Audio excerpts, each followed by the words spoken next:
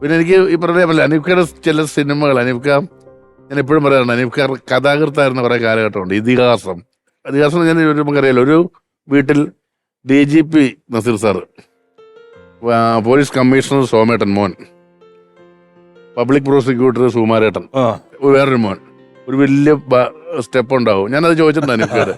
Naseer sir ഇങ്ങനെ വരുമ്പോൾ സൈഡിൽ നിന്ന് സുകുമാരൻ സോമൻ 3 മക്കള് താഴെ വെയിറ്റ് ചെയ്യുന്നുണ്ട്. ശ്രീവിദ്യാമ്മ, ജലചേച്ചി, കിൽക്കാൻ പറ്റിയായിട്ടൊരു പെങ്ങള്. അങ്ങനത്തെ ഞാൻ ചോദിച്ചിട്ടുണ്ട്. ഈ വീട്ടിലെ ഈ പെങ്ങളെ തന്നെ ജോസ് പ്രകാശ് സാറ് ബലാത്സംഗം ചെയ്യുമെന്നുള്ളതാണ്.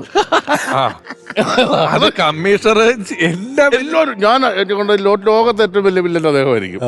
ഇവിടെ തന്നെ പോയി ബലാത്സംഗം ചെയ്യേണ്ട കാര്യമുണ്ടോ എന്ന് ഞാൻ അനീഫ്ക്കയോട് ചോദിച്ചിട്ടുണ്ട്. അനീഫ്ക്ക ചിരിക്കും. ഈ അനീഫ്ക്കക്ക് ഈ വക്കീലുമാരിലും ജഡ്ജിമാരിലൊക്കെ കൈവശം കൊടുക്കും. ഞാൻ പറഞ്ഞാണ് നിങ്ങൾക്കത് കൈവശം തന്നില്ല. എല്ലാ പടത്തിലും കോടതിയും വക്കീലും ഉണ്ടാവും.